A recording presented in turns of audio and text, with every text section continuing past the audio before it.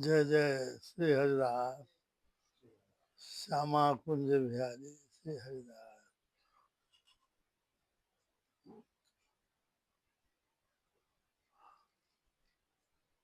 वर्तमान में महाराज जी बहुत बड़े उच्च संत हो गए।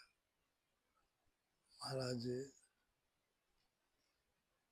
जब से महाराज जी आए तब से उनकी लगन एक ही थी, श्री कृष्ण मिले, श्री कृष्ण मिले। इसलिए वे कहीं भी अटके नहीं, कहीं भी रुके नहीं। संसार में तो अनेक संबंध व्यवहार होते हैं, अनेक प्रकार महात्मा मिलते हैं, अनेक तरह के साधक साधक मिलते हैं, पर महाराज जी कहीं अटके नहीं। बस वो भजन करना, वो इतने तीव्र साधना करी, उनके मन में बड़ी व्याकुलता थी। कोई संत ने कह दिया था कि कलयुग में कृष्ण नहीं मिलते, कलयुग में श्री कृष्ण नहीं मिलते।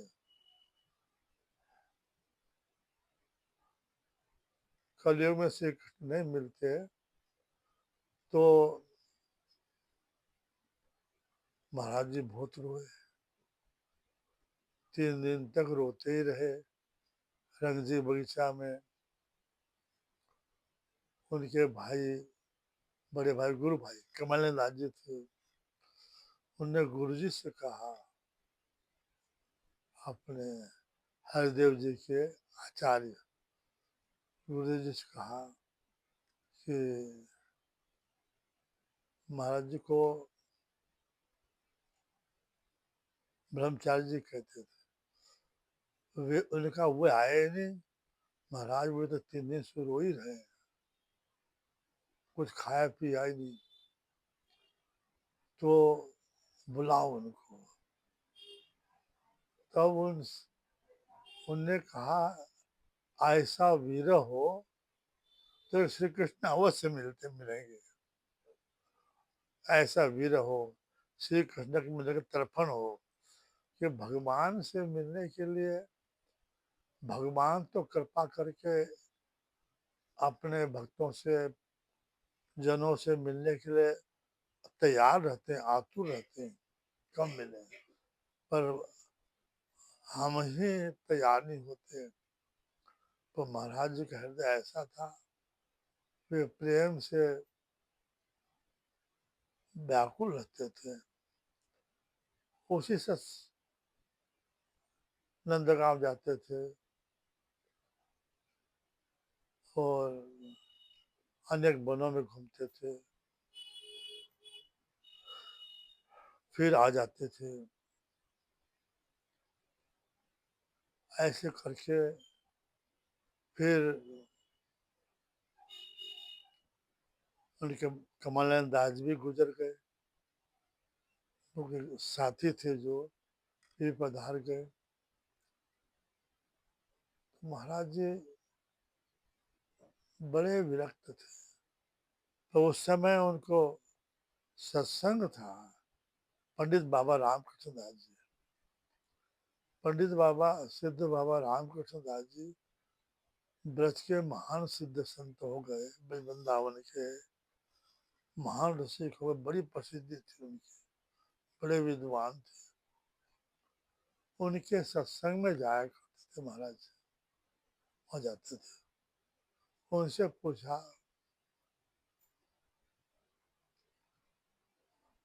श्री कृष्ण दर्शन होंगे? अवश्य होंगे। उन्होंने कहा, अवश्य होते हैं, क्यों नहीं होते हैं। तो क्या एक नाम जपने से ही, निरंतर एक नाम जपने से हो जाएगा? हाँ, निरंतर नाम जपो। बस इतनी आज्ञा थी। नंदगांव चले गए। नंदगांव में पावन सरोवर पर बैठे थे महाराज जी। 12 बजे का समय था। इसी चिंता में थे, नंदगांव तो आ गया हूँ, पर कहाँ भजन करूं, कौन स्थल है भजन योग्य। चिंता में बैठे थे कि एक सिद्ध महात्मा जिनका शरीर नहीं था, वे सामने प्रकट हुए। ये ऊपर सीढ़ी बैठे थे, नीचे प्रकट हुए। महाराज जी अपने श्रीमुख से कहते थे, वे बैठे ही बहुत ऊंचे थे, बैठे ऊंचे थे, गौर वर्ण था, सफेद दाढ़ी सफेद बाल थे, बहुत तेज था। उन्होंने कहा इधर चले जाओ, इशारा किया। अब संतों की भुलैया होती है, तो ये नहीं आया मन में कि महाराज जी चरण पकड़ो इनके तो भजन फल मिल जाएगा, तो महापुरुष है। पर उसमें विचार नहीं आया। महाराज जी वो अदृश्य हो गए। महाराज चल दिए। यशोदा कुंड पर गुफा मिल गई, गुफा को सफाई किया और भजन सिद्ध कुमार अनेक संत सिद्ध हो गए। तो गुफा में भजन करने लगे। सवेरे आपने 4 बजे नहा धोकर राधा कुंड में गुफा में 4 बजे बैठ जाते हैं। हरे राम राम राम हरे हरे, हरे कृष्ण कृष्ण हरे हरे, इस महामंत्र का जाप करते थे। जाप करते थे 4 बजे से लेकर के शाम के 7 बजे तक भाग करते थे, फिर निकलते थे। नंद भवन गए, नंदलाल के दर्शन किए, फिर वहां से निकले ब्रजवासियों से, वहां से मजकूरी लिया। और उन में ब्रज बड़े अच्छे अच्छे संत रहते थे। ब्रज ही बड़ा सघन था, सुंदर था, लताओं से पेड़ों से भरा हुआ था। ललिता कुंड पे जाकर के वहाँ सब संत मिल जाते थे, अपने अपने मधुकर ले आते थे, फिर सब मिल के बैठ के पाते थे। अब संत जहाँ बैठते हैं वहां पर व्यर्थ बातें होती नहीं, सब श्री कृष्ण की श्यामा शाम की चर्चा ही होती थी। तो संगीत माधव के ये पद जो है, स्मृत मनोमम निर्वधि राधा बसतु मनोमम मदन गोपाल, ये दो पद उन्हीं उन्हीं से संतों से महाराज सीखे।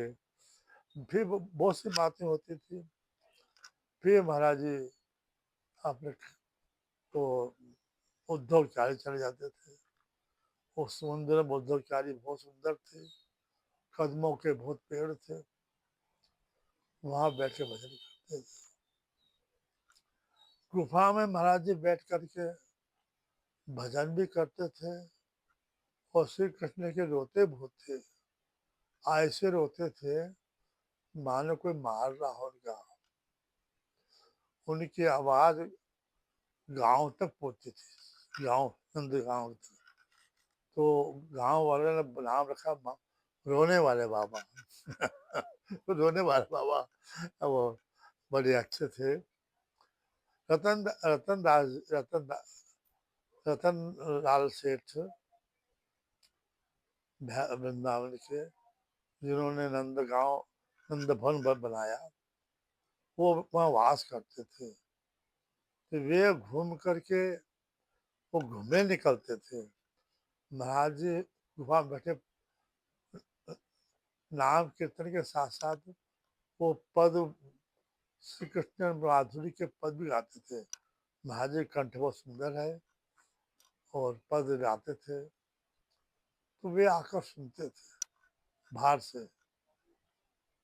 ऐसे करते करते महाराज जी के समय बीतता गया, उनको अनेक अनुभव होते गए। एक दिन तो व्याकुल थे, कैसे श्री कृष्ण दर्शन हो। तो ये गुफा और सब पृथ्वी हट गई, दिव्य ब्रज प्रकट हो गया। यमुना किनारा है, गोपियां पानी भरने आई हैं। श्री कृष्ण वहां पर उनसे लीला छेड़खानी कर रहे हैं। ये दर्शन महाराज जी को हुए। महाराज जी का प्रेम और बढ़ गया। वो दर्शन वो अदृश्य हो गए। फिर वैसा ही, फिर व्याकुलता। ऐसे करते करते महाराज जी का प्रेम भजन से निवृत्त नहीं हुए। 3 लाख नाम लेते थे महाराज जी बोल करके। और ऐसा नहीं हुआ कि मैंने बहुत भजन कर लिया। जब तक कृष्ण ने श्री कृष्ण नहीं मिले तब तक क्या चाहिए, कौन चाहिए, विश्राम लेते थे। एक दिन व्याकुल थे दर्शन के लिए, तो उनके सामने नंद भवन प्रकट होया। दिव्य नंद भवन गुफाट गए प्रकट होया। मणि में आंगन है, सखा भी खेल रहे हैं। श्री कृष्ण खेल बाहर जाने के लिए मचल रहे हैं। तो यशोदा मैया कहती है, लाला बाहर खेलने मत जाइयो, हाउ आया है, वो बच्चों को खा जाता है, उठा ले जाता है। तो बोले, माँ हाउ कैसा होता है? अरे उसके बड़े बड़े नाक हैं, बड़े बड़े नख होते हैं, और बड़े बड़े दांत होते हैं। बड़ा भयंकर होता है वो पशु, काल्पनिक पशु। शेर मत वसते, तो वो उठा ले जाता, मत जाना। तो श्री कृष्ण बोले, मैया हाउ मैंने तो कभी देखा नहीं। मैं हाउ, मैंने रावण को कुंभकर्ण को मारा, वहां तो हाउ नहीं दिखा। तेने मारा? माँ बोलते तो झूठ बोलता है। नहीं माँ, मैंने मारा। महाराज जी को वो गुफा में पूरी लीला दिख रही है। पूरे राम रावण का युद्ध दिख रहा है। ऐसे 200 अवतार के दर्शन हुए महाराज जी की गुफा में ही। वो लीला उनकी बड़ी, फिर लीला अदृश्य हो गई। ऐसे महाराज जी की गुफा में अनेक अनुभव होते रहे, व्याकुल रहे। श्री कृष्ण मिलन के लिए व्याकुल रहते थे। एक दिन व्याकुल हो गए, ऐसे रोए, रोते रोते गुफा में मूर्छित हो गए, मूर्छा में आ गए। तो एक दिव्य ब्रज गोपी, दिव्य सखी वहीं प्रकट हो गई। महाराज जी गोदी में लिया, होश में लाए, हाथ फिरा, प्यार किया, फिर बहुत उपदेश दिया। गोपी ने उपदेश दिया। तब से महाराज जी की भजन धारा बदल गई, तीव्र हो गई और बदल गई। ऐसे करते करते महाराज जी का समय बीतता जाता था, उनकी व्याकुलता बढ़ती जाती थी। महाराज जी को ब्रज में ब्रह्मचारी जी कहते थे, ब्रह्मचारी जी। तो एक संत ने कहा कि प्रेम सरोवर पर कृपा सुंदर दास बाबा गौलीला मृत की मधुर कथा कहते हैं, और रात को कहते हैं। कोई नहीं रहता, 5-6 महात्मा ही बैठते हैं, सब भजन करने वाले, लालटेन जलाते जला रहे थे, उसी में कहते थे। तो महाराज जी के मन में आया, मैं भी सुनने जाऊं, पर दिन में तो समय नहीं था। रात में मधुकरी मांगी और चल दिए। नंदगांव से प्रेमसर दूर है, बरसाने और नंदगांव के बीच में है, 3-4 किलोमीटर है। रात में गए,